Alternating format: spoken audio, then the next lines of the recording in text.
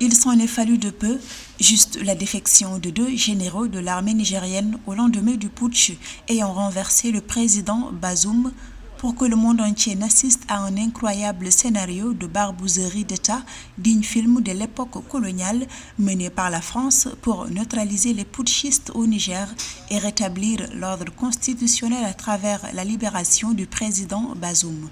En date du 26 juillet 2023, un putsch conduit par le chef d'état-major de la garde présidentielle destitue le président Mohamed Bazoum, pourtant démocratiquement élu au second tour en avril 2021 avec 55% des voix. Le coup de tonnerre.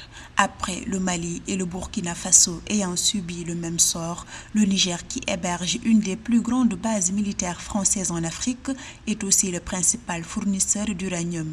En 24 heures, la France organise un scénario de contre-putsch, comme le révèle l'état-major des putschistes le 31 juillet.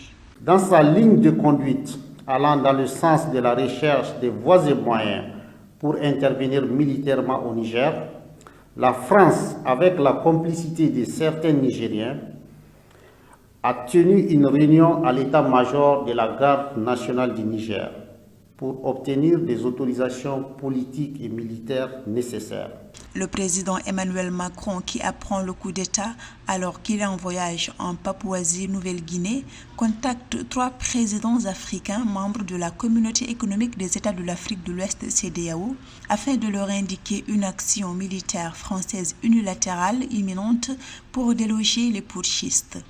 Samedi 29 juillet, Emmanuel Macron, de retour précipité à Paris en France, préside un conseil de défense et de sécurité nationale dont le seul but est d'évaluer l'opération d'intervention militaire au Niger au mépris des règles de la CEDEAO et de l'Union africaine.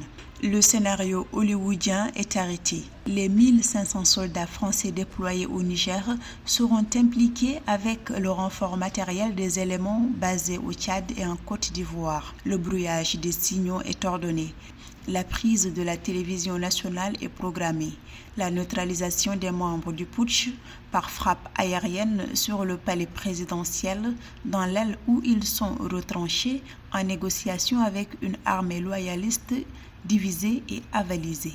Pour actionner les accords de défense entre la France et le Niger, pourtant juridiquement inopérants dans un tel scénario, le Premier ministre exfiltré délègue sa signature à Assoumani Moussaoudou, ministre des Affaires étrangères, devenu subitement Premier ministre par intérim. Texte similaire qui sera signé par le commandant de la garde nationale. Une fuite de ce scénario macabre va révolter les plus farouches soutiens du président Bazoum dans l'armée loyaliste et provoquer l'effet inverse. En 24 heures, l'armée nigérienne réunifiée avalise la destitution du président Bazoum. La France n'a plus de soutien militaire interne. Nous, voisins, nous, amis du Niger et autres, pouvons faire, c'est de les accompagner, s'ils le souhaitent. Mais c'est un pays, c'est un État souverain. Laissez-les régler leurs problèmes.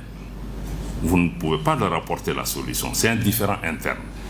Et le Mali condamne toutes les ingérences extérieures par rapport à la situation au Niger. Toutes les ingérences qui sont d'ailleurs à la base des problèmes qu'on connaît actuellement au niveau du Niger. Et nous mettons en garde. Parce que ceux qui aujourd'hui essaient de promouvoir une agression, parce que ce n'est pas une question de dire qu'on va faire une intervention chirurgicale, ça va durer 3 jours. Non, c'est une agression, c'est une invasion d'un pays souverain. On a vu l'invasion, l'agression de l'OTAN en Libye, ce que ça a donné pendant 10 ans. Mais ceux qui ont agressé la Libye, ce n'est pas eux qui ont des problèmes, c'est nous qui avons des problèmes. Et ils sont partis. S'ils attaquent le Niger aussi, nous, on va vivre ça ici. Dépourvue du soutien de ses contacts dans l'armée loyaliste du Niger, la France va remiser son scénario hallucinant d'une attaque et de meurtres ciblés des putschistes pour mettre la pression sur la CEDEAO et ses pays membres afin d'engager une intervention armée et immédiate, pilotée et financée par la France avec livraison illimitée de matériel militaire et compensation financière pour les États membres participant à l'opération. Une action militaire qui est désormais unanimement condamnée.